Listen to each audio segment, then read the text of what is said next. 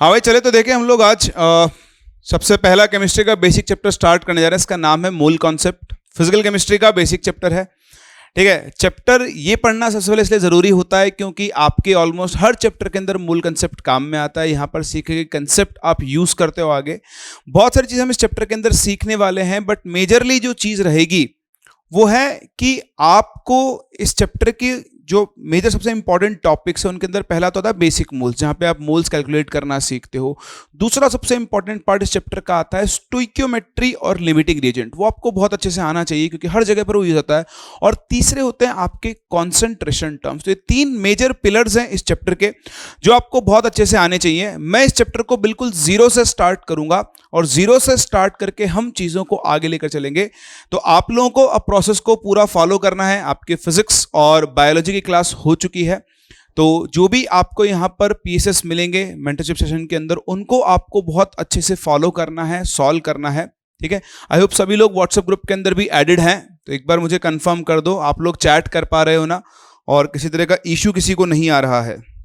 ये दो चीजें आप मुझे बता दो जल्दी से, फिर हम लोग स्टार्ट करते हैं चीजों को। ठीक है जी, तो ये शुरू करते हैं। आज देखो मैं आपको क्या सिखाने वाला हूं। आप में से सभी लोग इस चीज को जानते हैं कि नाइट्रोजन जो है, जैसे नाइट्रोजन है या फिर ऑक्सीजन है ना। तो सबसे पहले हम काम क्या करते हैं, एक काम करते हैं, हम वैल्यूज लिखते हैं एटॉमिक मासेस की। तो कभी ना कभी छोटी बड़ी क्लासेस में आपने एटॉमिक मासेस की वैल्यूज देखी होंगी। हाइड्रोजन के लिए जो एटॉमिक मास के लिए होती है वो आती है 1। हीलियम के लिए जो वैल्यू आती है वो कितनी आती है, 4 आती है। ये वैल्यूज आप मेरे साथ साथ लिखते रहें, है ना, क्योंकि इन वैल्यूज को आप लोग आगे यूज करने वाले हो। इनको याद नहीं करना है, हम इनको आगे चल के यूज करेंगे। जब भी जरूरत पड़े आप कॉपी में देखकर इनको दोबारा से यूज कर सकते हो, ठीक है। तो लिथियम के लिए 7 होती है, बेरिलियम के लिए वैल्यू होती है 9, बोरोन के लिए ये कितना होता है 10, देन ये कार्बन के लिए कितना होता है 12, ठीक है। नाइट्रोजन के लिए वैल्यू कितनी होती है 14, ऑक्सीजन के लिए कितनी होती है 16। उसके बाद आपके पास ले लो सोडियम, हमको सबकी नहीं लिखनी है, सिर्फ काम काम की लिखेंगे। सोडियम कितना होता है 23। मैग्नीशियम के लिए अगर आप वैल्यू देखो एटॉमिक मास की तो वो होती है 24। एल्यूमिनियम के लिए वैल्यू कितनी होती है 27। फॉस्फोरस के लिए 31, सल्फर के लिए 32। फिर आता है क्लोरीन जिसके लिए वैल्यू होती है 35.5। ये एक फ्रैक्शनल वैल्यू आती है। क्या आप लोगों में से कोई जानता है कि ये वैल्यू फ्रैक्शनल क्यों है? क्या आप मुझे बता सकते हो क्लोरीन के लिए वैल्यू फ्रैक्शनल क्यों है? ये आप लोगों को बताना है। लेट अस सी, देखिए कितने लोग इस चीज को जानते हैं। पोटेशियम के लिए 39 है ना। कैल्शियम के लिए जो एटॉमिक मास की वैल्यू होती है वो होती है 40, सही है। इसके बाद हम चलते हैं सीधा क्रोमियम के पास जिसके लिए वैल्यू आती है 52। फिर हम चलते हैं मैंगनीज के पास जिसके लिए वैल्यू आती है 55। फिर आप चलो आगे, आयरन कितना होता है 56। फिर निकल के लिए वैल्यू हम लोग लेकर चलते हैं 58। कोबाल्ट के लिए वैल्यू होती है 59। फिर आप आ जाओ, कॉपर कितना होता है 63.5। कितना होता है 63.5। हाँ भाई, कोई मुझे बताएगा कि क्लोरीन का ये जो एटॉमिक मास है ये 35.5 आया है, ये किस चीज को इंडिकेट कर रहा है? Due to isotopes average calculation से। बिल्कुल सही बात है ना, बिल्कुल सही कह रहे हो आप इफात, है ना। एक सेकंड देना, मैं थोड़ा सा चैट बॉक्स को तो इफात बिल्कुल सही कह रहे हो आप। अब इस चीज को हम लोग कवर भी करेंगे, जिन लोगों को नहीं आती है टेंशन वाली कोई बात नहीं है, ठीक है ना। और आगे चलते हैं, देखें जिंक के लिए वैल्यू जो होती है वो कितनी होती है 65। कितनी होती है 65 जिंक के लिए वैल्यू होती है। उसके बाद आप चलो और आगे, और फिर ले लो ब्रोमीन जो होता है 80, ठीक है। फिर चलते हैं सिल्वर के पास विच इज 108। फिर आयोडीन ले लो 127। उसके बाद आप आ जाओ प्लेटिनम ले लो पहले, तो प्लेटिनम के लिए वैल्यू होती है 195। गोल्ड के लिए वैल्यू होती है 197। कभी कभी मरकरी काम में आ जाता है 200। और सबसे लास्ट में आपके पास, वैसे काम बहुत कम आता है बट लिख लो 208। तो ये सब एटॉमिक मासेस की वैल्यूज हैं। तो सबसे पहले हम ये सीखेंगे कि एटॉमिक मास क्या होता है ना, कैसे एटॉमिक मास को कैलकुलेट या फिर डिफाइन किया गया है, और क्या क्या चीजें हमको यहां पर सीखनी है। तो आप अगर मेरी बात समझें, जैसे मान लो मैं यहां पर मैग्नीशियम ले लेता हूं, तो देखो मैग्नीशियम के लिए मैं 24 लिख सकता हूं, मैग्नीशियम के लिए मैं 24 AMU लिख सकता हूं और मैग्नीशियम के लिए मैं 24 ग्राम लिख सकता हूं। मान लो ये है वैल्यू नंबर 1, ये है वैल्यू नंबर 2 और ये है वैल्यू नंबर 3। चलो पहले चेक करते हैं आपको इनके बारे में क्या क्या पता है। बताओ 1 नंबर किस चीज को डिनोट कर रहा है? जो सिर्फ 24 लिखा हुआ है ये किस चीज को डिनोट करता है? 24 AMU किस चीज को डिनोट करता है? और 24 ग्राम किस चीज को डिनोट करता है? फटाफट से टाइप करना शुरू करें चैट बॉक्स के अंदर कि आप लोगों को पता है कि किस किस चीज को डिनोट करता है। 24 क्या है, 24 AMU क्या है और 24 ग्राम क्या है? क्या इन तीनों में आपको डिफरेंस पता है? जिनको पता है वो लिखे, जिनको नहीं पता है वो नहीं पता लिख दें। दोनों चीजें लिखनी है आप लोगों को, समझ रहे हो? अगर आपको पता है तो पता है लिखो और नहीं पता है तो नहीं पता है लिखो, कोई दिक्कत नहीं है। First is relative. What relative? तो फर्स्ट को आप बोल रहे हो, आई थिंक आप बोलना चाह रहे हो रिलेटिव एटॉमिक मास, है ना? चलो सही है, बहुत ही बढ़िया है, बहुत अच्छी बात है। दूसरा नंबर क्या है? What is second? Second number is, हाँ दिव्यांश, अनुभव, आलोक, बाकी लोग भी बताओ भाई। दूसरी चीज क्या है? विश्वराज, अनुभव। Second is atomic mass unit, atomic mass. चलो ठीक है, सेकंड को लिख लेते हैं एटॉमिक मास। ओके, और बताओ थर्ड चीज क्या है फिर? What is third?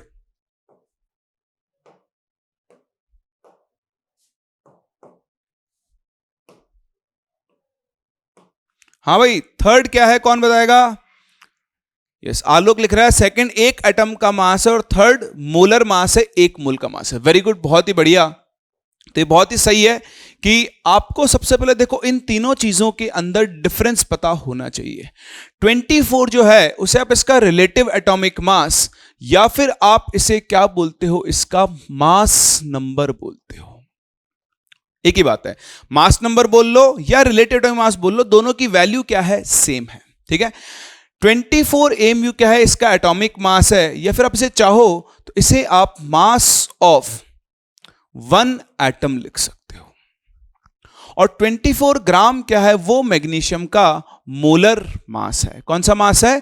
Molar mass है। जो तीन आपके पास अलग अलग वैल्यूज होती हैं, तो इनको डिफाइन करना शुरू करते हैं, क्योंकि एक सर्टेन टाइप ऑफ क्वेश्चंस हैं जो आप इनकी बेसिक डेफिनेशन से ही कर सकते हो और वो आपको करना आना चाहिए, क्योंकि वो क्वेश्चन कई सालों में एक बार पूछा जाता है, लेकिन जब पूछा जाता है तो उसमें 90% लोग गलत हो सकते हैं। आइए फंडामेंटल से स्टार्ट करते हैं, देखते हैं सब क्या है, कैसे शुरू हुआ, और इसी चीज के बारे में हम लोग डिस्कस करते हैं।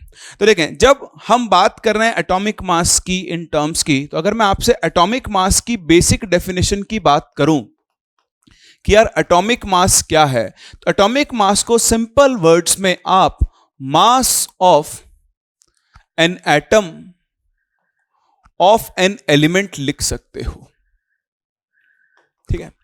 और एक एटम के, एक एलिमेंट के एक एटम के मास को कैलकुलेट करना आज पॉसिबल है, लेकिन ये बात है 1860 के टाइम की। कब की? 1860 के टाइम की। उस टाइम तक ये चीजें पॉसिबल नहीं थी। तो वहां पर क्या किया गया? एक जुगाड़ टेक्निक को यूज किया गया। किसको यूज किया गया? जुगाड़ टेक्निक को। तो आओ मैं आपको थोड़ा सा फिजिक्स की साइड लेकर चलता हूं और इससे आपको बहुत अच्छा समझ में भी आता है। जैसे मैं आप लोगों से पूछूं कि यार बताओ 1 kg क्या है? What is 1 kg? 1 kg आप किस चीज को बोलते हो, है ना? तो मैं टाइम वेस्ट नहीं करूंगा, मैं ही समझाता हूं आपको। 1 kg क्या है? एक सिलेंडर है, cylinder of platinum and iridium alloy. तो प्लेटिनम और इरिडियम की अलॉय का एक सिलेंडर है। उस सिलेंडर को स्टैंडर्ड बनाया गया। कभी जब यूनिट बनाई जा रही थी तो उस टाइम पर उस सिलेंडर को एक स्टैंडर्ड बनाया गया और ये कहा गया कि आपको दुनिया में जिस भी चीज का मास पता करना है आप उसे इससे कंपेयर करोगे। जैसे मान लो आपके पास ये एक तराजू है, ठीक है, और इस तराजू में आपने एक ऑब्जेक्ट रखा ए। तो ऑब्जेक्ट ए रखते ही क्या होगा? ये तराजू नीचे चला जाएगा। फिर इसको बैलेंस करने के लिए आप यहां पर सिलेंडर्स रखोगे। तो आपने से 5 सिलेंडर रखे और ये दोनों बैलेंस हो गए। तो देखो, जैसे आपने 5 सिलेंडर रखे, आप यहां पर क्या बोलोगे कि भाई साहब मास ऑफ ए जो है वो 5 टाइम्स ऑफ क्या होगा? मास ऑफ सिलेंडर होगा। क्या होगा? 5 times of mass of cylinder होगा। फिर आपने एक दूसरा ऑब्जेक्ट बी रखा, मान लो उस बी को बैलेंस करने के लिए आपको इससे 25 सिलेंडर की जरूरत पड़ी, तो बताओ बी का मास क्या हो जाएगा? 25 times of mass of cylinder हो जाएगा। आप दुनिया की कोई भी चीज ले आओ, उसके मास को इस तरह से आप इस सिलेंडर के मास के टर्म्स में लिख सकते हो। बोलो, लिख सकते हो ना? तो फिर उस टाइम पर साइंटिस्ट ने दिमाग लगाया कि यार बार बार हम मास ऑफ सिलेंडर लिख रहे हैं, तो क्यों ना हम इसको एक यूनिट बना दें। तो उन्होंने डिसाइड किया कि देखो आज के बाद हम इसको 1 केजी बोला करेंगे। क्या बोला करेंगे? 1 केजी। अब ध्यान से सुनना, इन्होंने इसको 1 ही केजी बोला, ये चाहते तो 2 केजी, 3 केजी, 4 केजी, 5 केजी कुछ भी बोल सकते थे, पर उन्होंने बोला कि हम इसको सिर्फ 1 केजी बोलेंगे। तो जब हम यूनिट बनाते हैं तो कोशिश करते हैं कि उसकी वैल्यू 1 रखी जाए। क्या रखी जाए? 1, एक चीज। अब जैसे इसको नाम दिया 5 केजी, सॉरी 1 केजी, तो देखो इसका ए का मास हो गया 5 किलो, बी का मास हो गया 25 किलो, और आपको जिस किसी का मास कैलकुलेट करना है वो आप यहां से कैलकुलेट कर सकते हो। बोलो, बात समझ में आ रही है? ये चीज क्लियर है आप लोगों को? तो सेम फंडा यूज किया गया केमिस्ट्री के अंदर। केमिस्ट्री में भी एक स्टैंडर्ड टर्म बनाया गया, एक स्टैंडर्ड वैल्यू बनाई गई, और वो स्टैंडर्ड वैल्यू क्या बनाई गई? आई होप आप सभी लोग जानते हैं, which is 1/12 into mass of 1 carbon 12 atom. इसको स्टैंडर्ड बनाया गया। ये आप सभी जानते हो कि स्टैंडर्ड बनाने के लिए, देखो मैं ऐसा बोलता हूं आप सभी जानते हो, इसका मतलब जरूरी नहीं कि आप जानते हो, टेंशन मत लेना कि यार सर तो बोलते हैं आप सभी जानते हो, आप सभी जानते हो, तो मेरा तकिया कलाम हो चुका है। तो आप इस बात को समझे कि इसको स्टैंडर्ड बनाया गया। इससे पहले हाइड्रोजन और ऑक्सीजन को भी स्टैंडर्ड बनाया गया था, लेकिन उनसे एटॉमिक मासेस की वैल्यू इंटीग्रल वैल्यूज नहीं आ रही थी, इंटीजर 1 2 3 4 5। इससे मोस्ट ऑफ द एलिमेंट्स की वैल्यूज इंटीजर आती हैं। ठीक है, इस बेसिस पर इस यूनिट को अडॉप्ट किया गया, और ये कहा गया कि आपको दुनिया के जिस भी एटम का मास पता करना है उसे आप इस वैल्यू से कंपेयर करो। तो जैसे आपने ऑब्जेक्ट के मास को सिलेंडर के मास से कंपेयर किया था, सेम वैसे ही केमिकल मेथड्स यूज किए गए। वहां तराजू अवेलेबल नहीं था, केमिकल मेथड से इससे कंपेयर किया गया, और आपको फोकस करना सिर्फ रिजल्ट्स पर। तो जब उन्होंने एक नाइट्रोजन एटम के मास को, मास ऑफ 1 नाइट्रोजन एटम को जब इस वैल्यू से कंपेयर किया, तो वो इस वैल्यू का 14 टाइम्स था। तो 14 इंटू कितना आ गया था? 1/12 into mass of 1 carbon 12 atom. सही है। फिर जैसे आपने लिखा मास ऑफ 1 सल्फर एटम, तो वो कितना था? वो था 32 टाइम्स ऑफ दिस वैल्यू। ऐसे जब आपने मास ऑफ 1 आयरन एटम लिखा, मास ऑफ 1 आयरन एटम, तो वो जो था वो इस वैल्यू का 56 टाइम्स था। तो इस तरह से एक एक करके हर एलिमेंट के एक एटम के मास को इस वैल्यू से कंपेयर करना शुरू किया गया। अब आप देख पा रहे हो दोनों सेम पेज पर आ चुके हैं। जैसे आपने सिलेंडर के मास को 1 केजी यूनिट बोल दिया था, सेम वैसे ही कहा गया कि यार हम इसको बार बार नहीं लिखते हैं, काम करते हैं इसको भी यूनिट बना देते हैं, और फिर इसको नाम दिया गया AMU। बोला गया आज के बाद हम इसको 1 AMU बोलेंगे। फंडा क्या रखा गया? बोल सकते हो आप चाहो तो ऐसा, क्या देखो कार्बन 12 का मास नंबर 12 होता है, तो उसके एक एटम का मास भी 12 के आसपास आना चाहिए। 12 से 12 कैंसिल होकर 1 बन सकता है, लेकिन ऐसा हुआ नहीं। ठीक है, ऐसा प्रेडिक्ट किया गया होगा जब बनाया गया तब, बट एक्चुअली ऐसा हुआ नहीं। तो उन्होंने बोला कि अभी तो हम इसको 1 AMU बोलेंगे, जिस दिन मुझे ये वैल्यू पता लग गई तो मैं इस 1 AMU की वैल्यू ग्राम्स में या फिर किलोग्राम्स में लिख लूंगा। ये उनका कंसेप्ट था। तो जैसे इसको 1 AMU नाम दिया गया, बताओ नाइट्रोजन का एटॉमिक मास या एक एटम का मास बन गया 14 AMU, सल्फर के एक एटम का मास बन गया 32 AMU, और आयरन के एक एटम का मास बन गया 56 AMU। इस तरह से ये AMU यूनिट एग्जिस्टेंस में आई। तो सबसे पहले तो आप लोग मुझे बता दो, अभी तक की कहानी में आप में से किसी को कोई भी डाउट है कि AMU क्या है और AMU कैसे काम करता है ना? किसी को डाउट है? फटाफट से बता दो। नहीं है। चलिए बहुत ही बढ़िया। तो यहां से हमने एक चीज सीखी भी है ना, आपको मैं बता दूं, जब तक मैं नहीं बोलूं कि ये याद रखना है तब तक कुछ भी याद नहीं रखना है। देखो पढ़ो और भूल जाओ, कुछ भी याद नहीं रखना है। मैं बोलूंगा क्या याद रखना है वही याद रखना है, सिर्फ उसी पे आपको फोकस करना है, ठीक है ना।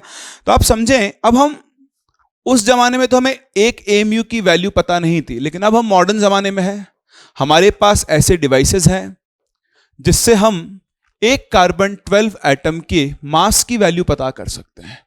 तो हमारे पास एक डिवाइस आया जिसे हम बोलते हैं मास स्पेक्ट्रोमीटर। क्या बोलते हैं? मास स्पेक्ट्रोमीटर।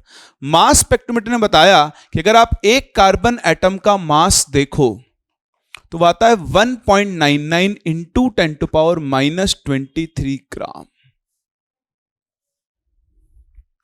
ये एक कार्बन एटम का मास है, 1.99 इंटू 10⁻⁻23 ग्राम है। सही है।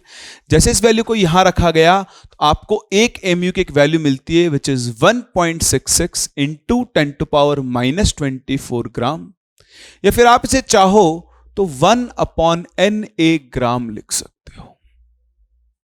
Now this is the value जो आप सभी लोगों को याद रखनी चाहिए। Na क्या है? ये तो गांव का बच्चा जानता है कि Na इज एवोगैड्रोस नंबर, जिससे हम आगे बाद में मिल भी लेंगे। So this is your Avogadro's number, और इसकी जो वैल्यू होती है 6.023 इंटू 10⁻23। कितनी होती है? 6.023 इंटू 10⁻23 होती है। अब आप देखो, जैसे ही मुझे 1 AMU की वैल्यू पता लगी, अब मैं एक एटम का मास ग्राम में लिख सकता हूं। मुझसे कोई बोले कि बताओ मास ऑफ 1 ऑक्सीजन एटम कितना होगा, तो ध्यान से देखना, मैं बोलूंगा भाई साहब आप मुझसे एक एटम, ये इंपॉर्टेंट है, एक एटम का मास वो होगा 16 AMU, या फिर आप इसे 16 इंटू 1.66 इंटू 10⁻⁻24 ग्राम लिख सकते हो। ठीक है।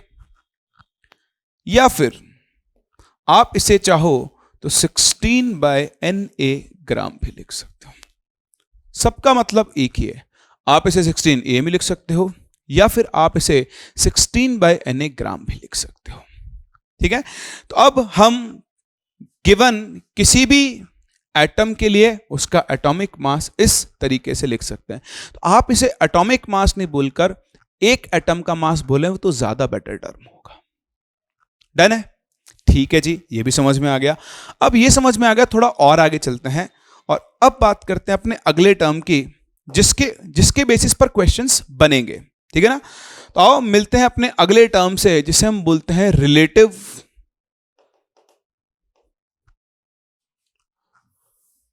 वापस लिखते हैं, इसे हम बोलते हैं रिलेटिव एटॉमिक मास, RAM। ठीक है। रिलेटिव मास को समझने से पहले हम वापस से फिजिक्स के पास चलते हैं और बेसिक सी बात सीखते हैं कि मान लो आपके पास एक ऑब्जेक्ट है A जिसका मास है 10 kg, और आपके पास दूसरा ऑब्जेक्ट है B जिसका मास है 70 kg। A का मास है 10 kg और B का मास कितना है? 70 kg है। समझ में आता है? अब मैं आपसे कहूं कि मुझे mass of A relative to B बताओ, बताओ भाई कितना होगा? Mass of A relative to B बता दो, और मुझे mass of B relative to क्या बता दो? A बता दो। दोनों वैल्यूज दे दो कि mass of A relative to B कितना होगा और mass of B relative to A कितना होगा। ये दो चीजें मैं आपसे जानना चाहता हूं, बताइए।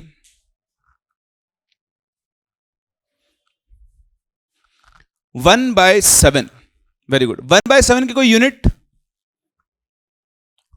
इफात 1/7 की कोई यूनिट? MK बिल्कुल सही है। No unit. Very good. तो आप देखें, अपने एक चीज हम लोगों ने फिजिक्स में सीखी है कि अगर आप A का मास रिलेटिव टू B निकालना चाहते हो तो आप A के मास को B के मास से डिवाइड कर दो, तो ये वैल्यू आ जाएगी 1/7। यूनिट से यूनिट जाएगी कैंसिल, तो काम की चीज ये है कि ये एक यूनिटलेस क्वांटिटी हो जाएगी। होगी। सेम चीज अगर आप mass of B relative to A निकालना चाहते हो तो आप बी के मास को ए के मास से डिवाइड कर दो तो ये वैल्यू आ जाएगी 7 और ये क्वांटिटी भी कैसी होगी, यूनिटलेस। तो दो चीजें मुझे यहां सीखने को मिल रही है, जिसके रिलेटिव निकाल रहा हूं उस वैल्यू से डिवाइड कर रहा हूं, पहली चीज। और दूसरा, रिलेटिव मास एक यूनिटलेस क्वांटिटी होगी। कैसी क्वांटिटी होगी, यूनिटलेस क्वांटिटी। अब देखो इन्हीं दोनों चीजों को हम यहां समझते हैं। What is relative atomic mass?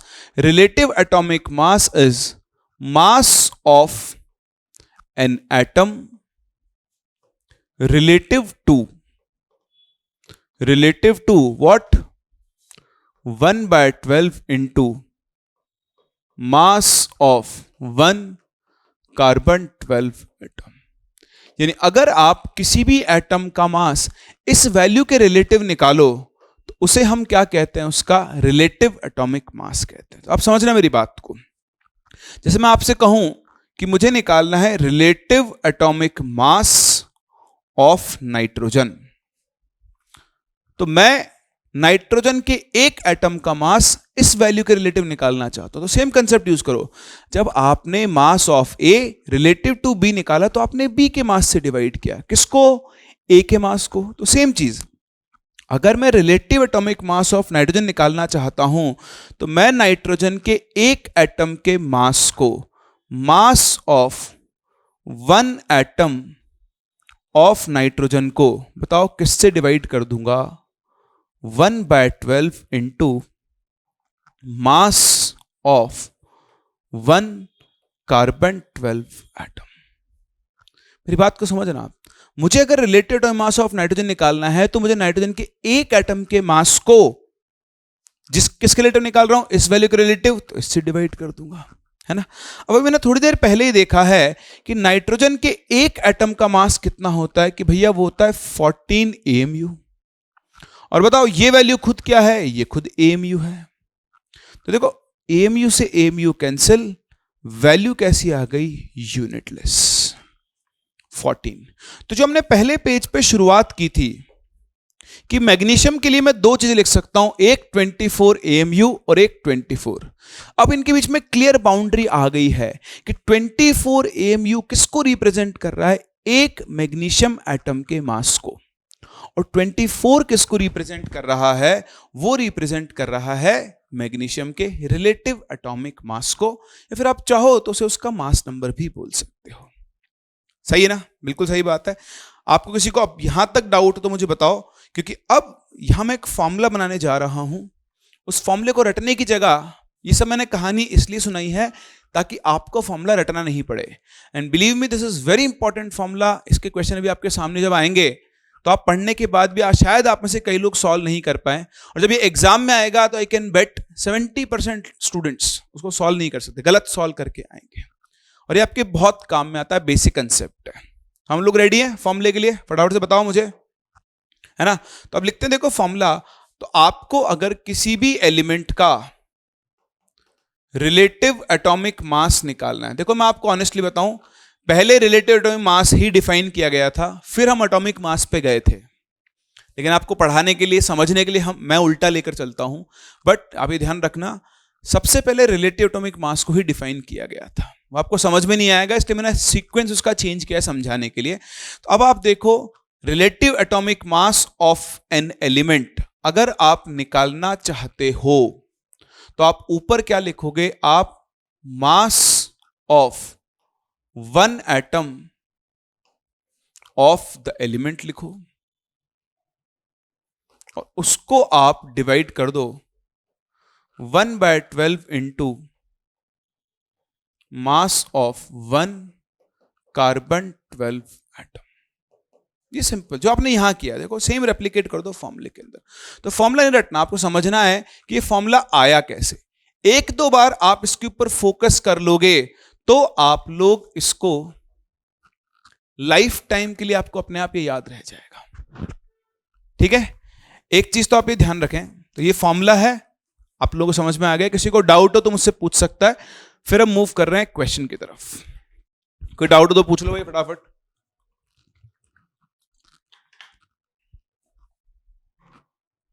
नहीं है, नहीं है ना, बिल्कुल नहीं है।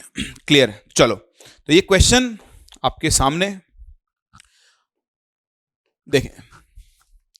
इफ इंस्टीड ऑफ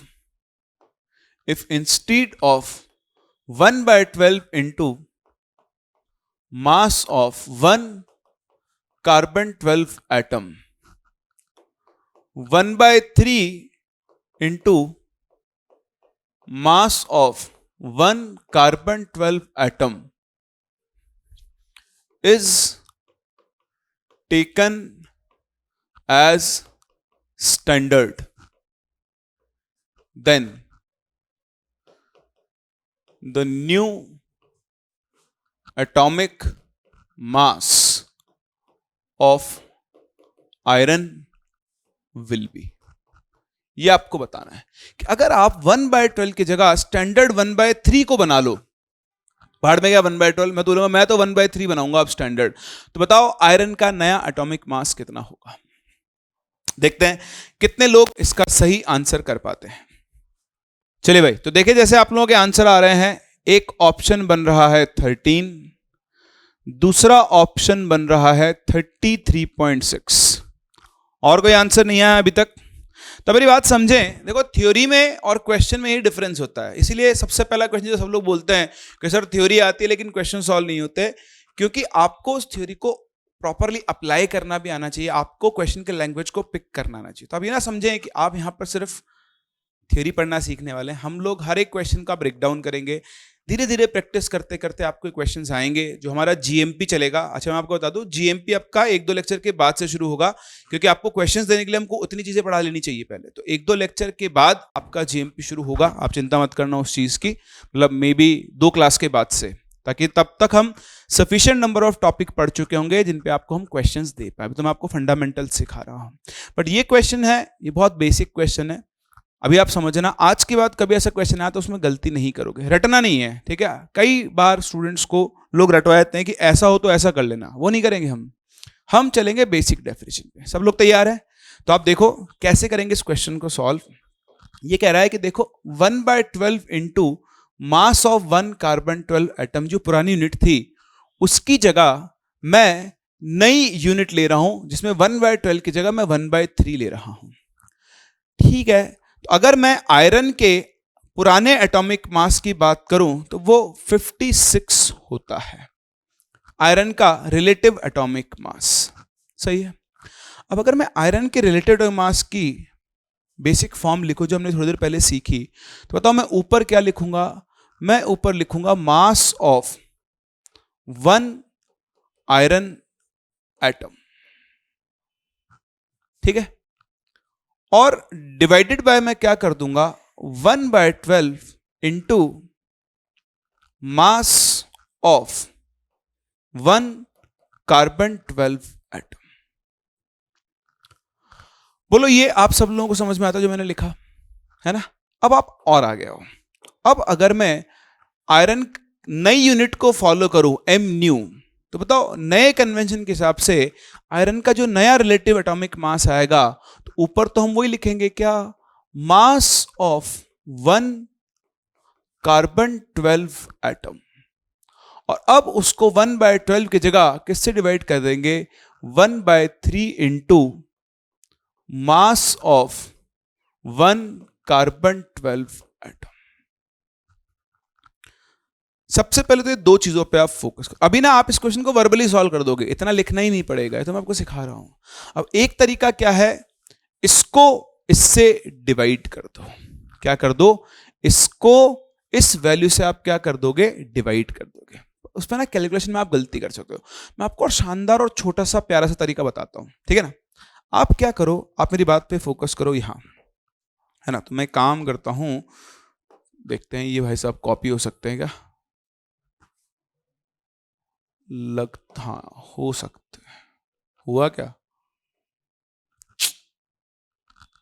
हो जाए यार कॉपी, कॉपी ये रहा, पेस्ट, लाहौल बिला कुव्वत, पेस्ट कैसे होगा, कॉपी तो हो गया तू।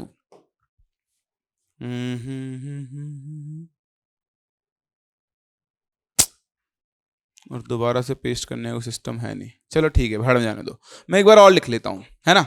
तो मेरी बात समझना आप लोग, मैं क्या करना चाह रहा हूँ, मैं आपसे कह रहा हूँ कि देखो इसको तो एज इट इज रखो, है ना, इसमें हम कुछ चेंज करते हैं। बताओ आप किसी तरह से ये जो 1/12 है, क्या है 1/12, इसको 1/3 में बदल सकते हो क्या? 1/12 की जगह यहां 1/3 बन जाए, और कुछ भी बन सकता है साथ में, मैं बताऊं आपको। ये जो 1/12 है, मैं इसे 1/4 इंटू 1/3 लिख सकता हूं, और बाकी को तो एज इट इज कॉपी कर लेता हूं। Mass of 1 carbon 12 atom. ये देखो सबको दिखता है क्या? दिखता है ना सबको? किसी को डाउट है इसके अंदर? यहां फोकस करो। इस 1/12 को मैंने ऐसे लिख लिया है। क्या आप लोगों को कोई भी दिक्कत है इसके अंदर? ये मुझे बताओ, यही आपको सीखना है। जल्दी से बताओ कमेंट करके, ताकि मैं आगे बढ़ पाऊं शांति से। नहीं ना किसी को भी दिक्कत? किसी को दिक्कत हो तो पूछ लेना भाई। अब आप देखो, अभी मैंने क्या किया, 1/3 किया है। अब आप 1/3 या कुछ भी कर लो, आप बोलो नहीं मैं 1/3 नहीं, मैं तो 1/6 करूंगा, तो मैं क्या करूंगा बताओ? 1/12 को क्या लिख लूंगा? हाँ 1/2 इंटू 1/6। आप बोलोगे मैं तो 1/4 करूंगा, तो मैं लिख दूंगा 1/3 इंटू 1/4। आप बोलोगे मैं 1 कुछ और करूंगा, तो कुछ और करोगे तो मैं भी यहां पे कुछ और कर दूंगा। जो तुम करोगे वो मैं करूंगा, न्यूटन का तीसरा नियम, है ना। जैसा तुम करो, जैसा तुम यहां करोगे वैसा मैं यहां करूंगा, इतना सा गेम है सिर्फ। अब आप देखो, जैसे आपने ये किया, तो ये भाई साहब की शक्ल मिलाओ, इसको आप लिख सकते हो एमन्यू। क्या लिख सकते हो बाबू? एमन्यू। अभी तुम देखो, ए कितना था? ए 56 था। कितना था? 56 था। जे का है, जे एमन्यू है। ये 1/4 है, इस 4 को ऊपर मत लेके जाओ, इसको इधर भेज दो। तो मुझे साफ साफ दिख रहा है, यहां से आपको भी दिख रहा होगा कि एम न्यू की वैल्यू कितनी हो जाएगी? 56 इंटू 1/4, और ये आ जाएगा 14। कितना आ जाएगा? 14। तो इस क्वेश्चन का जो करेक्ट आंसर है वो 14 होगा। आराम से देख लो, किसी को डाउट हो तो मुझसे पूछ सकता है। एनीवन, किसी भी तरह का डाउट?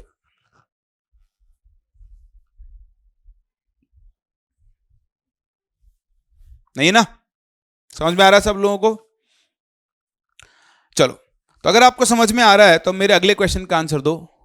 अगर मैं 1/12 की जगह 1/6 कर दूं, तो बताओ सल्फर का नया एटॉमिक मास कितना होगा? अब क्वेश्चन ही लिख रहा हूं, डायरेक्ट पूछ रहा हूं आपसे, जल्दी बताओ। अगर मैं 1/12 की जगह 1/6 यूज कर लूं, तो सल्फर का नया एटॉमिक मास कितना होगा? कृपया जल्दी बताएं। अरे वाह, एक के लाइन में आंसर दे दियो भैया। बाकी लोग? Very good. अनुभव 16। हाँ भाई, बाकी लोग भी? No comments, only like share and subscribe. नहीं, कमेंट करना बहुत जरूरी है क्लास के अंदर। वेरी गुड सोनू, दिव्यांश, मैं जिनके नाम दिख रहे हैं उनके नाम लेते आता हूं मैं।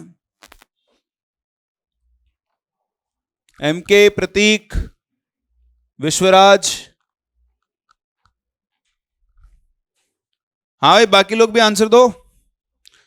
16 बिल्कुल सही है, सबको समझ में आ गया। अच्छा बताओ, अगर मैं 1/12 की जगह वैल्यू यूज कर लूं 1/4, तो मैग्नीशियम का नया एटॉमिक मास कितना होगा? बताओ, मैग्नीशियम का नया एटॉमिक मास कितना होगा?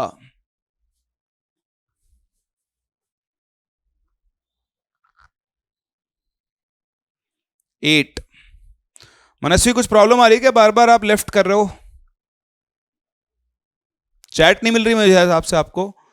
आपकी जो स्क्रीन है ना, उस पर एक बॉक्स बना रहा होगा, उस पर क्लिक करो, वहां से आपको चैट ऑप्शन दिख जाएगा, विंडो खुल जाएगी। और फोन को वर्टिकल मोड पे कर लो, मतलब जो आपका लैंडस्केप वाला मोड होता है ना, उस पे। चलिए, है ना। तो अब यहां पे क्या हो जाएगा? सिंपल दिख रहा है आपको, 1/4 था, तो आप जब 1/4 होगा, एक बार और लिख लेते हैं। तो आप यहां पे लिखोगे मैग्नीशियम का पुराना मास है 24, ऊपर लिखोगे आप मास ऑफ 1 मैग्नीशियम एटम, और 1/12 को लिख दो आप 1/3 into 1/4 into mass of this. तो देखो ये बन गया नया एटॉमिक मास, 1/3 मल्टीप्लाई होगा, नया एटॉमिक मास 8 आ जाएगा। अब आपको लिखना भी नहीं पड़ेगा, है ना, आपको लिखना भी नहीं पड़ेगा वर्बली। अभी देखो, अभी 1 मिनट पहले इस क्वेश्चन का किसी ने भी सही आंसर नहीं दिया था, और अभी 1 मिनट के बाद आपको लिखना भी नहीं पड़ रहा है। That is called learning. अगर आपके फंडामेंटल कंसेप्ट क्लियर हैं तो धीरे धीरे आप बिना लिखे भी क्वेश्चंस के आंसर कर सकते हैं। ठीक है, चलो अब मैं चल रहा हूं आगे। 2 बेसिक चीज मैंने आपको सिखा दी है कि किसी भी एटम के लिए अभी तक हम ये 2 चीजें लिख सकते हैं, एक 16 है और एक 16 AMU है, और अब हमें इन दोनों में फर्क पता है। ये ऑक्सीजन का रिलेटिव एटॉमिक मास है, या फिर आप उसे उसका मास नंबर भी ट्रीट कर सकते हो मैक्सिमम केसेस में। 16 AMU उसके एक एटम का मास है। कई बार ना लोग इस लैंग्वेज में कंफ्यूज हो जाते हैं। जैसे मेरी बात समझो कि अगर मैं आपसे बोलूं कि मेरे पास एक एलिमेंट है अननोन एलिमेंट X, इसका एटॉमिक नंबर है कुछ 13 और इसका मास नंबर है कुछ 29, है ना, तो बताओ उसका रिलेटेड एटॉमिक मास कितना होगा? तो भाई साहब इसका रिलेटेड एटॉमिक मास भी हम 29 ही ले लेंगे। ठीक है, इसका एक एटम का मास कितना होगा? तो वो 29 AMU हो जाएगा। तो मास नंबर से आप ये दोनों भी लिख सकते हो, इन दोनों से आप इसका मास नंबर भी लिख सकते हो। सिंपल सी बात है। ठीक है, चलो जी, इसके बाद चलते हैं आगे और बात करते हैं अबाउट 1 मोल। चलिए देखते हैं आप में से कितने लोग जानते हैं 1 मोल क्या होता है। व्हाट इज 1 मोल? बताओ भाई, 1 मोल का मतलब क्या है? व्हाट इज 1 मोल? है ना, सभी लोगों को पता है। तो देखो, जैसे हम लोग इन लाइफ नॉर्मल है, एने एटम नहीं बोलते हैं, हाँ मतलब बोल रहे एने एटम भी आलोक, बट ना आप सिर्फ इनको डायरेक्ट एटम्स बोला करो। अभी हम केमिस्ट्री की बात नहीं करते, हम नॉर्मल बात कर रहे हैं। हाँ, 1 मोल क्या है? तो जैसे एक पेयर में 2 चीजें होती है, एक दर्जन में 12 चीजें होती है, एक सेंट में 100 चीजें होती है, किलो 1000 चीजें होती है। जैसे मीटर, किलोमीटर, तो किलोमीटर में 1000 मीटर। जैसे ग्राम, किलोग्राम, तो किलो के अंदर 1000 ग्राम। किलो एक टर्म लिखा गया है, किलो एक सर्टन नंबर ऑफ क्वांटिटी को दिखाता है। सेंट 100 को दिखाता है। जब आप पर सेंट बोलते हो तो आप पर 100 के ऊपर बात करते हो। किलो 1000 को दिखाता है, मेगा 10 लाख को दिखाता है, 10 की पावर 6 को। ऐसे ही मोल भी एक तरह का नंबर है जो कि इसको रिप्रेजेंट करता है। लिख भी दिया आपने, 6.023 इंटू 10⁻23 यूनिट्स को दिखाता है। ये यूनिट्स किसी भी चीज की हो सकती है, क्योंकि एक बड़ा नंबर है। इसको बार बार लिखने की जगह इसको एक सिंबल दे दिया गया Na, और इसे कहा गया एवोगैड्रोस नंबर। क्या कहा गया? Avogadro's number. अब बहुत ही सिंपल सी बात है, आपने इसी को 1 मोल बोला गया है। अब आपने इस दुनिया में जिसके आगे मोल लगा दिया वो इस नंबर में बदल जाएगा। देखो, जैसे ये मेरे पास अभी कितना पेन है? 1। अब अगर आप 1 पेन की जगह ये बोल दो कि मेरे पास 1 मोल पेन है, तो भाई साहब आपके पास 6.023 इंटू 10⁻23 पेन्स हो जाएंगे। इतने सारे पेन आपके हो जाएंगे। आप चाहो तो सिंपली Na पेन्स लिख सकते हो। एटम तो भूल जाओ, अभी एटम की जरूरत नहीं है। आपने बोला आपके पास 1 मोल पेन है, तो आपके पास इतने पेन है। आपने बोला मेरे पास 1 मोल रुपया है, पैसा, तो बताओ आपके पास कितना पैसा? 6.023 इंटू 10⁻23, इतना पैसा। इतना पैसा तो बाबू भैया बहुत होता है, ये तो पैसा ही पैसा हो गया, है ना। सोचो आपके इतना पैसा आ जाए तो आप क्या करोगे? अरे चलो एक छोटा सा कैलकुलेशन करवाता हूं मैं आपसे। मान लो आपके पास 1 मोल रुपए आ गए। कितने आ गए आपके पास? 1 मोल रुपए आपके पास आ गए हैं। आप बताओ इस रुपए को खर्च करने में अगर आप 1 सेकंड में 100 करोड़ रुपए खर्च कर रहे हो, कितने? 1 सेकंड में अगर आप 100 करोड़ रुपए खर्च कर रहे हो, तो बताओ 1 मोल रुपया खर्च करने में आपको कितना टाइम लगेगा। देखते हैं आप कैलकुलेट कर पाते हो या फिर नहीं। You will be amazed. 1 second में 100 करोड़ तो खर्च कर पाना वैसे भी पॉसिबल नहीं है, लेकिन मान लो कि अगर आप 1 सेकंड में 100 करोड़ खर्च कर रहे हो तो बताओ इतना पैसा खर्च करने में आपको कितना टाइम लगेगा। कैलकुलेट करके बताओ, है ना। चलो मैं बताता हूं, हम साथ में कैलकुलेशन करते हैं, ठीक है ना। तो एक काम करते हैं, इसको 6 ले लेते हैं, सिर्फ 6 × 10⁻23। तो भाई साहब आपको 100 करोड़ खर्च करने में यूनिटरी मेथड है, 1 सेकंड लग रहा है। बहुत ज्यादा पैसे खर्च कर रहे हो। 1 सेकंड। 10⁻14 क्या है इफात? अगर आप 100 करोड़ 1 सेकंड में खर्च कर रहे हो तो बताओ आप 1 रुपया, है ना, 100 करोड़ रुपए हैं ये, 1 रुपया कितनी देर में खर्च करोगे? 1/100 करोड़। ठीक है, ओके। तो बताओ आपके पास कितने रुपए हैं? इतने। तो आपके पास है 6 × 10⁻23 रुपीज। तो इतना खर्च करने में आप कितना समय लोगे? तो आप लोगे 6 × 10⁻23 अपॉन 100 करोड़ हैं, तो 100 को तो 100 दो, 1 करोड़ हो गया 10⁻7। ठीक है, तो बन गया 10⁻9। तो आपको लेगा 6 × 10⁻14 सेकेंड्स। ठीक है, समझ रहे मेरी बात को? तो ये थोड़ा ज्यादा हो गया, इसको अब कन्वर्ट करना पड़ेगा। एक काम करते हैं, कैलकुलेशन को थोड़ा सा अलग तरीके से लेकर चलते हैं, है ना। ऐसे नहीं लेकर चलते हैं इसको, दूसरे तरह से कैलकुलेशन को लेकर चलते हैं। बात समझना, ठीक है। आओ क्या करते हैं, हम बोलते हैं कि 1 सेकंड में आप 100 करोड़ खर्च कर रहे हो। तो 100 करोड़ का मतलब हो गया 10⁻9 रुपीज 1 सेकंड में। ठीक है, तो बताओ 1 घंटे में या 1 दिन में आप कितना पैसा खर्च करोगे? तो भैया 1 दिन में आप कर दोगे। 1 सेकंड में इतना है, 1 दिन में 24 आवर्स होते हैं, हर आवर के अंदर 3600 सेकंड होते हैं, और इंटू 10⁻9 करोड़, इतना पैसा आप 1 दिन में खर्च कर चुके होंगे। तो बताओ 1 साल में कितना पैसा खर्च करोगे? तो 1 साल जब हो जाएगा तो भैया 1 साल में, ये 1 दिन का पैसा है, 1 साल में 365 डेज होते हैं, इंटू 24 इंटू 3600 इंटू 10⁻9 करोड़, इतना पैसा आप 1 साल में खर्च करोगे। एक बार इसको मैं कैलकुलेट करके बताता हूं आपको, कैलकुलेशन के सहित। थोड़ा सा कैलकुलेटर यूज करूंगा कि वैल्यू बड़ी हो गई है, समय कम है। 365 इंटू 24 इंटू 36 और 10⁻11 1 2 3 4 5 16, यह आएगा अप्रोक्सीमेटली 3 × 10⁻16 रुपीज। तो भाई साहब इतना पैसा आप 1 साल में खर्च कर रहे हो। कितने में? 1 साल में। अब मेरी बात सुनना, है ना।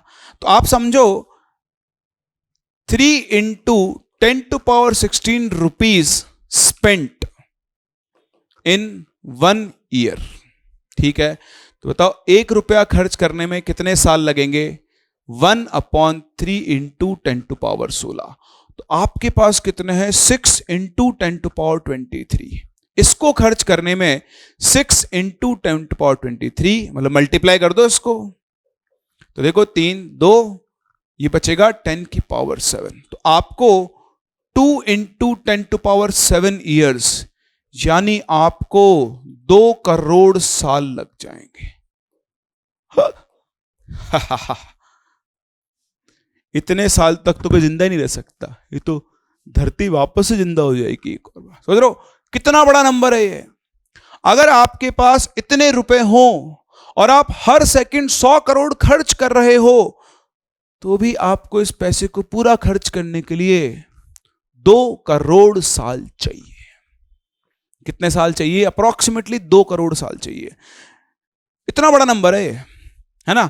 इसलिए इस नंबर को बार बार नहीं लिखा जाता है, इसको छोटा करके हम लोग Na की फॉर्म में लिख लेते हैं या इस फॉर्म में लिखते हैं। बाकी कहानी यह है कि मोल और कुछ नहीं है, मोल सिर्फ इस नंबर को दिखाता है।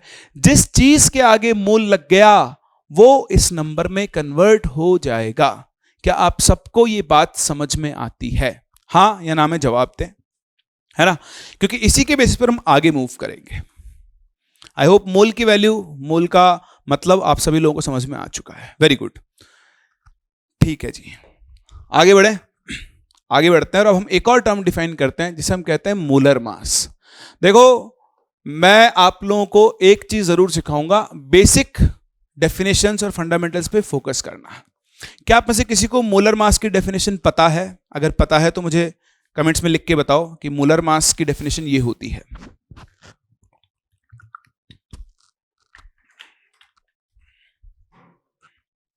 बताओ भाई, what is molar mass? Mass of one mole of atom. थोड़ा और करेक्ट करो डेफिनेशन को, थोड़ा और सोचो। बाकी लोग भी भाई,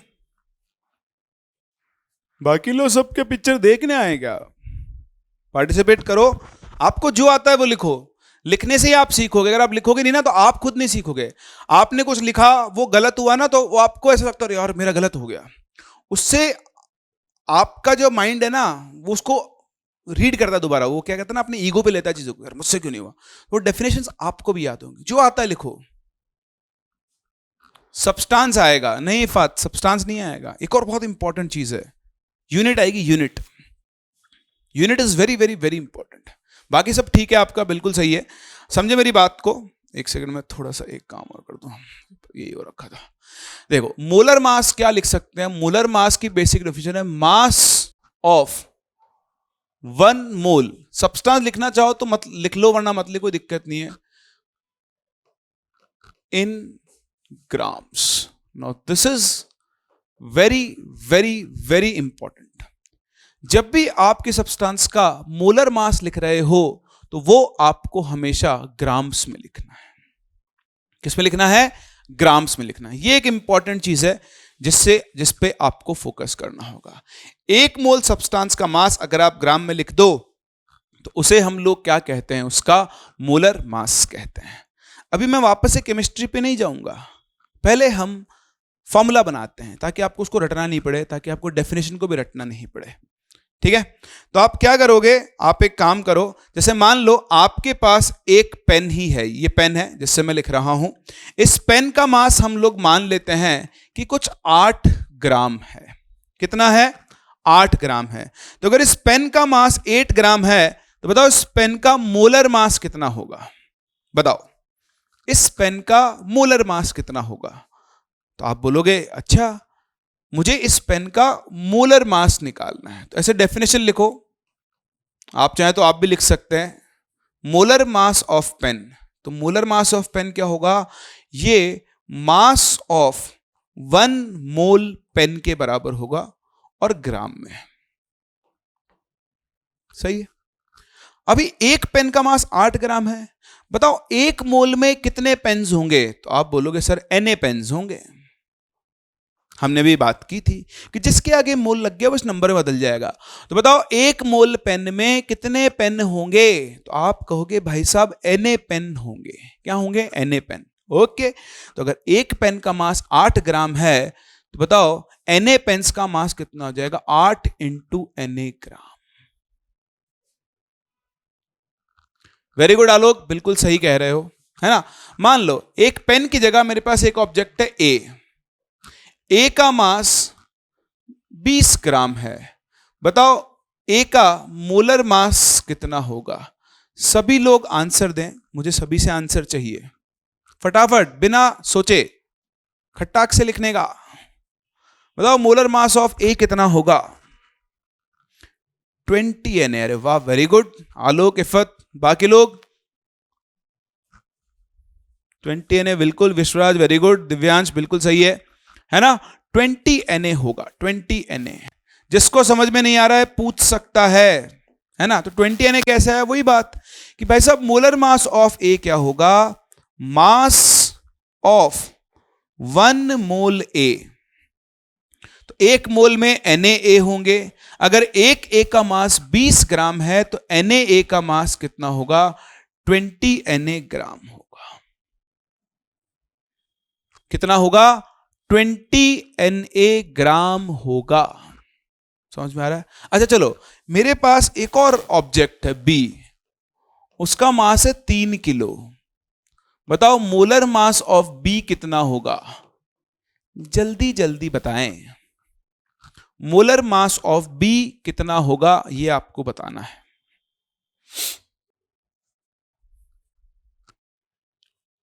वेरी गुड, आलोक का आंसर आ गया, दिव्यांश का भी आ गया, बहुत ही बढ़िया। अनुभव वेरी गुड, विश्वराज बिल्कुल यार वाह मजा आ गया, सबका आंसर सही है ना।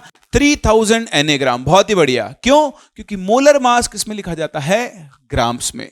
तो अगर बी का मास 3 किलो है तो पहले तो हम इसे ग्राम में बदल के लिखेंगे 3000 ग्राम, और आपको मोलर मास ऑफ बी निकालना है तो उसको इनटू Na कर देंगे, तो 3000 Na। ये आप सभी लोगों को समझ में आ रहा है? अब अगर हम यहां से आगे बढ़ते हैं तो आप देखो मेरी बात को समझना, और आप इसको एक फॉर्मूले में बदल सकते हो। क्या कर सकते हो? फॉर्मूले में बदल सकते हो। कैसे? आप देखो यहां पर कि आपने क्या किया, आपने एक यूनिट का मास लिया और उसको Na से मल्टीप्लाई कर दिया। यहां पर भी आपने एक यूनिट का मास लिया और उसे Na से मल्टीप्लाई कर दिया। तो इसे अब हम एक स्टैंडर्ड फॉर्मूले बदल सकते हैं कि आपको इस दुनिया में किसी भी चीज का अगर मोलर मास निकालना है ऑफ एनी सब्सटेंस, इस दुनिया की किसी भी चीज का मोलर मास अगर आपको निकालना है तो आपको एक छोटा सा काम करना है। आपको उसकी एक यूनिट का मास लिखना है, मास ऑफ 1 यूनिट इन ग्राम, और उसको किससे मल्टीप्लाई कर देना है? Na से। आराम से देखो, क्या ये फॉर्मूला आपको समझ में आता है ना? किसी को डाउट तो यहां पर पूछ सकता है। This is the basic formula. दुनिया की किसी भी चीज का अगर आपको मोलर मास निकालना है तो आप उसकी एक यूनिट का मास लो और उसे किससे मल्टीप्लाई कर दो? एवोगैड्रो नंबर Na से मल्टीप्लाई कर दो। ठीक है जी, कर देंगे, है ना। चलो तो थोड़ा यूज करना सीखते हैं, आगे बढ़ते हैं। देखो जैसे मैं आपसे कहूं कि मेरे पास, अच्छा आप सभी को मास ऑफ इलेक्ट्रॉन पता है? बताओ मास ऑफ इलेक्ट्रॉन कितना होता है? Me। चार्ज मत लिख देना, मास लिखना है, मास। मास ऑफ इलेक्ट्रॉन कितना होता है बताओ? 9.1 इंटू 10⁻31। बिल्कुल सही है। तो ये होता है 9.1 इंटू 10⁻31 किलोग्राम। तो आप तो एक बार के लिए 9 ही मान लेना, ठीक है। अब मैं आपसे कहूं, अच्छा ठीक है भाई, अब मुझे बताओ मोलर मास ऑफ इलेक्ट्रॉन कितना होगा? चलो देखते हैं आप में से कितने लोग इसे सही बता पाते हैं। एक इलेक्ट्रॉन का मास है 9.1 इंटू 10⁻31 kg। बताओ इस इलेक्ट्रॉन का मोलर मास कितना होगा? जल्दी जल्दी बताओ। 9.1 10⁻29 इंटू Na ग्राम -27 इंटू Na ग्राम। थोड़ा एक बार कैलकुलेशन चेक कर लो आलोक, अनुभव अपनी, कि आप कहीं गलती तो नहीं कर रहे हो कैलकुलेशन में। देखो ये हमको सीखा है, मोलर मास ऑफ इलेक्ट्रॉन अगर मुझे निकालना है तो मुझे एक इलेक्ट्रॉन का मास चाहिए होगा, मास ऑफ 1 इलेक्ट्रॉन, लेकिन किसमें? ग्राम में, और उसको हम मल्टीप्लाई कर देंगे Na से। बोले ये बात आपको समझ में आ रही है ना? एक इलेक्ट्रॉन का मास लेंगे और उसे किससे मल्टीप्लाई कर देंगे? Na से मल्टीप्लाई कर देंगे। तो आप देखो एक इलेक्ट्रॉन का मास ये किलोग्राम में है, इसको 1000 से मल्टीप्लाई करो तो 10⁻28 आएगा। तो ये बन गया 9.1 इंटू 10⁻28 ग्राम इंटू Na। बताओ Na की वैल्यू कितनी हो गई? तो वो हो गई 6.023 इंटू 10⁻23। या फिर आप चाहो तो इसे simple 9.1 into 10⁻28 into Na grams लिख सकते। खैर यहां तो हम इसे कैलकुलेट कर सकते हैं, तो अगर 9 और 6 ले लूं इसको सिर्फ, या 9.1 ले लो, तो आ जाएगा 54.6 इंटू 10⁻5 ग्राम। सही है। तो मोलर मास हमेशा किस में लिखा जाएगा? ग्राम्स में लिखा जाएगा। किस में लिखा जाएगा? ग्राम्स में। आप चाहो तो यहां पर मोलर मास की यूनिट भी लिख देना। इसकी यूनिट होती है ग्राम पर मोल। एक मोल का मास ग्राम में, इसे हम लोग क्या बोलते हैं? ग्राम पर मोल बोलते हैं। चलो एक स्टेप और बढ़ाते हैं। ये समझ में आ गया सब लोगों को? किसी को डाउट है इसके अंदर? मनस्वी, प्रतीक, सोनू, जो लोग नहीं बोल रहे हैं उनसे मैं पूछ लेता हूं। जिनका नाम लिया एटलीस्ट वो तो बोल दो नो सर, नो ही बोल दो। इसे अंगूठा, ठेंगा, कुछ भी दिखा सकते हो आप, जो आपको अच्छा लगता हो। हंसता हुआ चेहरा, स्माइली, कुछ भी बना सकते हो।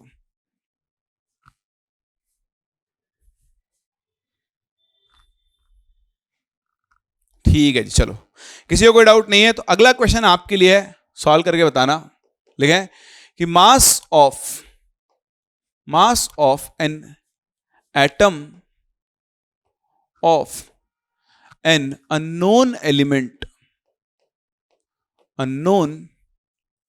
Element x is 2 into 10 to power minus 22 gram. Determine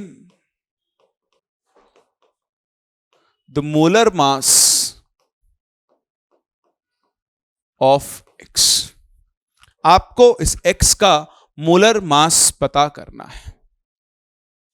क्या पता करना है? मोलर मास पता करना है। बताएं जी।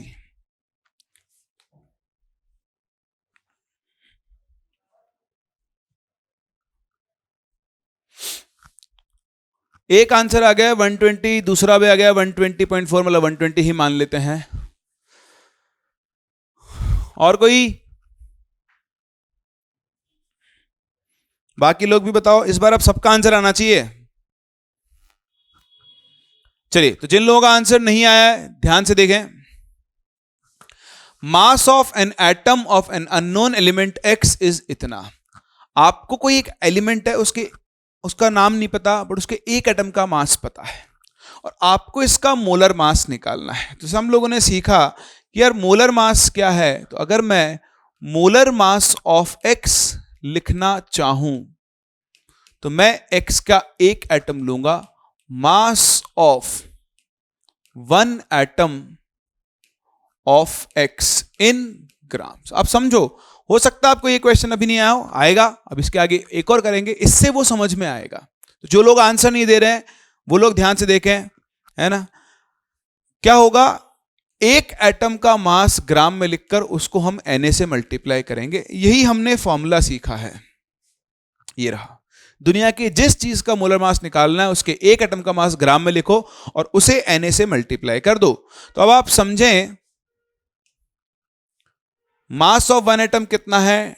2 into 10 to power minus 22 into Na की वैल्यू 6.02 ले लो या 6 ही ले लो, आपकी इच्छा है, इंटू 10 टू पावर 23। तो देखो 22 से 23 गया, एक 10 बचेगा। 2 इंटू 60.2 इज 120.4 ग्राम। आंसर भी ना यूनिट के साथ लिखा करो।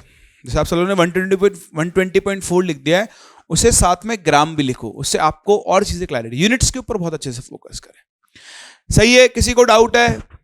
एनीवन? विश्वराज समझ में आ गया आपको, है ना? बाकी सबका आंसर आया, विश्वराज का आंसर नहीं आया, इसलिए आपसे ही पूछ रहा हूं स्पेसिफिकली मैं, है ना। चलिए, बहुत ही बढ़िया। तो अगर आपको ये समझ में आ गया है तो अब चलते हैं एक स्टेप और आगे। तो अभी मैंने आपको ये सब क्या सिखाया कि अगर आपको एक एटम का मास पता है और आप उसको Na से मल्टीप्लाई कर दो तो आपको उसका मोलर मास मिल जाएगा, बशर्ते एक एटम का मास ग्राम में होना चाहिए। अब एक स्टेप और आगे चल रहे हैं। अगला क्वेश्चन मेरे पास है ये कि what will be the molar mass of iron, कि मुझे आयरन का मोलर मास बताओ। ऐसा हो सकता है कि आप सब लोगों को ये चीज पहले से ही पता हो, लेकिन आज वापस से एक बार इसको अपने जो फॉर्मूला बनाया उससे करते हैं। तो आप समझो कि अगर मैं मोलर मास ऑफ आयरन लिखना चाहता हूं तो जो मेरी बेसिक डेफिनेशन वो ये कहती है कि मुझे आयरन के एक एटम का मास लिखना चाहिए, mass of one iron atom, और वो आना चाहिए ग्राम में, और उसको मैं किससे मल्टीप्लाई कर दूंगा? Na से। अभी तक हमने यही सीखा है। तो आप खुद देखो, अगर मैं एक आयरन एटम का मास लिखूं तो वो होता है 56 AMU, लेकिन मुझे AMU में नहीं लिखना है, मुझे उसका मास लिखना है ग्राम में। किस में लिखना है? ग्राम में। और एक AMU होता है 1/Na ग्राम। थोड़ी देर पहले सीखा था हमने। अब आप देखो, आप इसको इंटू Na कर रहे हो, तो भैया Na से गया Na और आंसर आ जाएगा 56 ग्राम। सही है। अच्छा बताओ मुझे, अगर यहां आयरन की जगह ऑक्सीजन होता तो यहां पे क्या फर्क पड़ता? सही बात है ना, 56 की जगह ऑक्सीजन यानी 16 आ जाता। अगर यहां सल्फर होता तो यहां 32 आ जाता, यहां कोई और एटम होता तो यहां पर उसका नंबर आ जाता। ये वैल्यू सबके लिए क्या आने वाली है? सेम। और कैलकुलेट करने पर वैल्यू 1 दिख रही है आपको। तो सिमिलरली अगर मैं मोलर मास ऑफ सल्फर लिखूं तो यहां 32 आता, बाकी सब सेम, तो वो क्या बन जाता? 32 ग्राम बन जाता।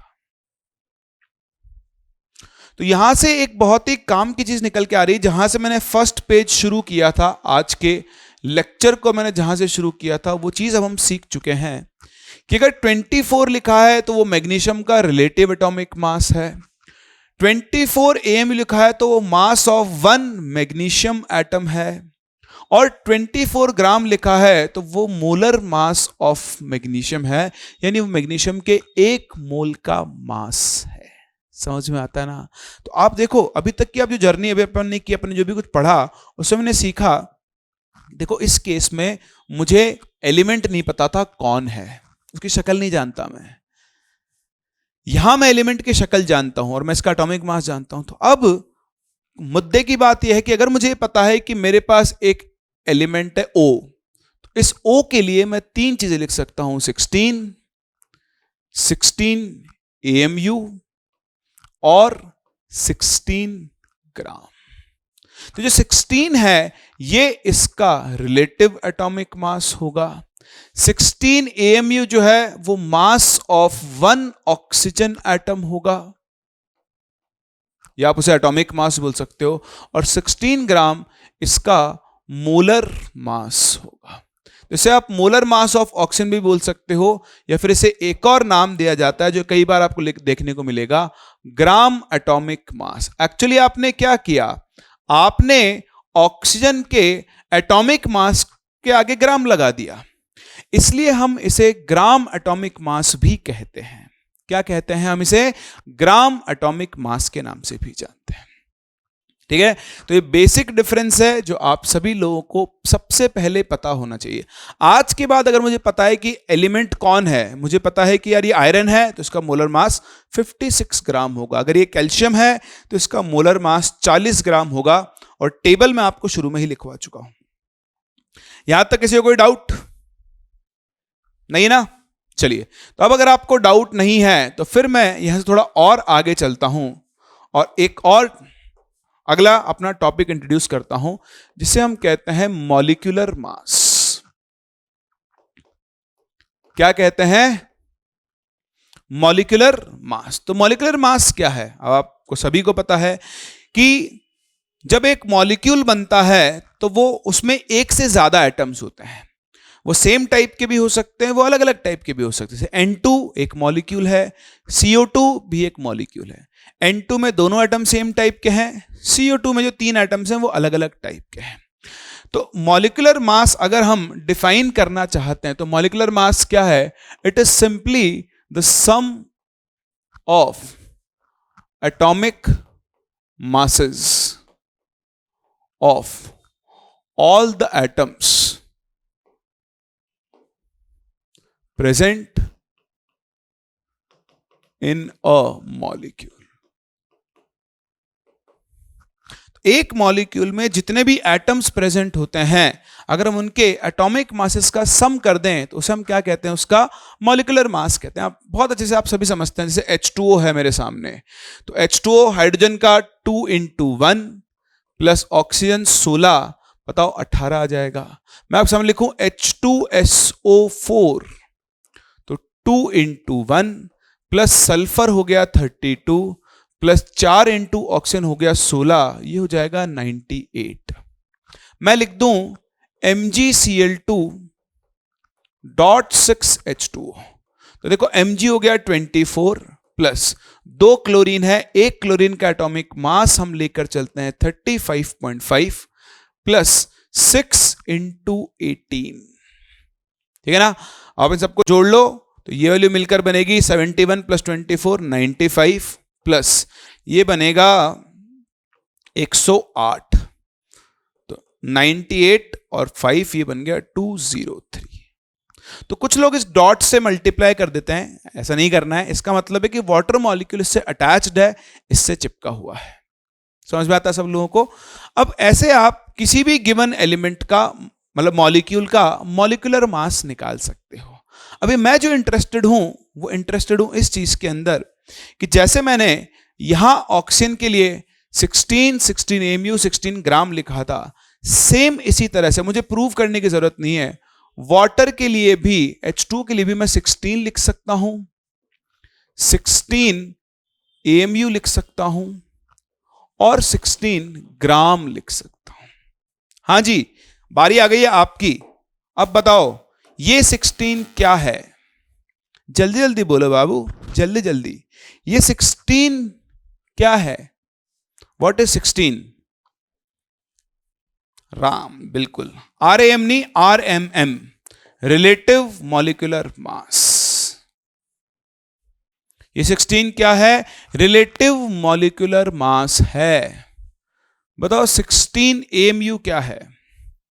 तो ये मास ऑफ 1 H2O मॉलिक्यूल है। क्या है? मास ऑफ 1 H2O मॉलिक्यूल है। और ये क्या है? ये वाटर का मोलर मास है। या फिर आप इसे चाहो तो ग्राम मॉलिक्यूलर मास लिख सकते हो। क्या लिख सकते हो? Gram molecular mass. जैसे वो ग्राम एटॉमिक मास था, वैसे ये ग्राम मॉलिक्यूलर मास है। बोले यहां तक समझ में आ रहा है? अभी सुनो मेरी बात। जैसे ही किसी ने ये लिखा, कुछ वैज्ञानिक प्रवृत्ति के लोग आए, वो बोले कि बच्चा बताओ ये AMU का मतलब क्या है? तो उसने बोला कि भैया AMU का मतलब है एटॉमिक मास यूनिट। क्या है? Atomic mass unit. तो उन्होंने बोला अच्छा ये क्या है? तो उसने बोला मॉलिक्यूल है। तुम्हारी हिम्मत कैसे हुई एक मॉलिक्यूल के लिए एटम शब्द यूज करने की? उसने हाई कोर्ट में PIL फाइल कर दी। समझ गए होंगे आप, है ना? तो उसने बोला कि हिम्मत कैसे हुई तुम्हारी एक मॉलिक्यूल के लिए एटम यूज करने की? उसने बोला भाई नाराज क्यों हो रहा है? तो ठीक है नाराज मत हो, तो खुश रहे। तो बोला अच्छा मैं AMU नहीं लिखूंगा, मैं आज के बाद लिखूंगा 16U। अब ये U क्या है? तो आप सभी ने सुना हुआ है कभी ना कभी, कहीं ना कहीं। U है यूनिफाइड मास। क्या है? यूनिफाइड मास। आप इसको एटम के लिए भी यूज कर लो, मॉलिक्यूल के लिए भी यूज कर लो, आपके लिए भी यूज कर लो, मेरे लिए भी यूज कर लो, कोई दिक्कत नहीं हमको। समझ पा रहे हो ना? दुनिया की किसी भी चीज के लिए आप इसे यूज कर सकते हो। U की वैल्यू और AMU की वैल्यू एक ही है। दोनों की वैल्यू 1.66 इंटू 10⁻⁻24 ग्राम, या फिर आप इसे 1/Na ग्राम के इक्वल लिख सकते हो। इसलिए कई बार U लिख दिया जाता है। तो आप U को U समझें कि U और AMU बराबर है। पता तो आपको होगा ही, नहीं भी पता है तो कोई बात नहीं, आज आपने जान लिया है। और इस तरह से आप किसी भी मॉलिक्यूल का मॉलिक्यूलर मास लिख सकते हैं। All clear? कोई डाउट? समझ में आ रहा है ना सब लोगों को? तो आपको कुछ रटना नहीं है, आपको इन तीनों में ये बेसिक डिफरेंस पता होना चाहिए। इनको हम आगे यूज करेंगे, यूज करते करते गलतियां करेंगे, गलती करके वापस सीखेंगे और आपको ये अपने आप याद हो जाएगा। इसमें आपको कुछ भी याद करने की जरूरत नहीं है। अभी मैं कई लोगों को एक और टर्म में दिक्कत आती है, वो है फॉर्मूला यूनिट मास। कई बार लिखा हुआ मिल जाता है, लोग बोलते सर पता नहीं ये क्या चीज है सर। तो ये कुछ भी नहीं है, मेरी बात समझना। बचपन में आपने सीखा है कि आपके पास जो कंपाउंड्स हैं वो दो तरह के होते हैं। एक होते हैं कोवेलेंट और दूसरे कौन से होते हैं बताओ? हाँ वेरी गुड, दूसरे होते हैं आयोनिक। सोच लिया आपने मन में, इसलिए मैंने पहले वेरी गुड बोल दिया। तो एक होते हैं कोवेलेंट और दूसरे क्या होते हैं? आयोनिक। तो कोवेलेंट कंपाउंड्स के लिए हम मॉलिक्यूल वर्ड यूज करते हैं। जैसे ये मैंने बोला CH4, इसको मैं क्या बोलूंगा? इसे CH4 का एक मॉलिक्यूल बोलेंगे। क्या बोलेंगे? इसे हम CH4 का एक मॉलिक्यूल बोलेंगे। आराम से देखो, समझ में आता है क्या, है ना। अच्छा, आयनिक कंपाउंड जैसे आपके पास हो गया NaCl, जैसे आपके पास हो गया MgO, ये सब आयनिक कंपाउंड्स है, मेटल नॉन मेटल। तो आपने बोला NaCl, तो जहां कोवेलेंट के लिए मॉलिक्यूल वर्ड यूज करते हैं, इसे एक फॉर्मूला यूनिट बोलेंगे। पहले तो समझो फॉर्मूला यूनिट किसे बोला जाता है। तो बेसिकली मॉलिक्यूल और फॉर्मूला यूनिट एक ही बात है। मॉलिक्यूल और फॉर्मूला यूनिट एक ही बात है। कोवेलेंट कंपाउंड के जिसको मॉलिक्यूल बोलते हैं, आयनिक कंपाउंड के लिए उसको फॉर्मूला यूनिट बोलते हैं। आप चाहो तो अपने काम चलाने के लिए आयनिक कंपाउंड वाले को भी एक मॉलिक्यूल बोल दो, ये NaCl का एक मॉलिक्यूल है या एक फॉर्मूला यूनिट है। सिंपल, कुछ करना ही नहीं इसके अलावा। समझ में आ रहा है आप लोगों को। तो फॉर्मूला यूनिट कुछ नहीं है, वही मास ऑफ, या रादर आप लिखें, आइला सब कुछ मिट गया, मैं सिर्फ इसी को मिटा देता हूं, ठीक है। तो sum of atomic masses, same form, same चीज है, of all the elements present in one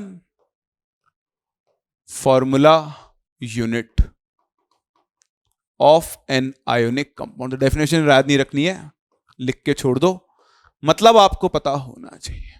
जैसे आप देखें NaCl का अगर मैं फॉर्मूला यूनिट मास निकालूं तो वो आएगा 58.5। फिर से वही कहानी, मैं 58.5 लिख सकता हूं, मैं 58.5 U लिख सकता हूं, और मैं 58.5 ग्राम भी लिख सकता हूं। मैं तीनों में से कुछ भी लिख सकता हूं। सही है, कोई नहीं विश्वराज, वो तो आता रहता है, समझता हूं मैं, टेक्निकल इशू है। तो आज अपन यहीं तक कंप्लीट करने वाले हैं। आज मैंने आपको बेसिक चीजों से इंट्रोड्यूस करवाया है कि क्या डिफरेंस है इन तीनों टर्म्स में। तो आप इसे रिलेटिव फॉर्मूला यूनिट मास लिख सकते हो, है ना, relative formula unit mass, RFUM। ये आप इसे mass of one formula unit लिख सकते हो, mass of one formula unit, और आप इसको मोलर मास लिख सकते हो ऑफ NaCl। बोलो सबको समझ में आता है। अब आप में से किसी को कोई भी डाउट है तो मुझसे पूछ सकता है, किसी भी तरह का।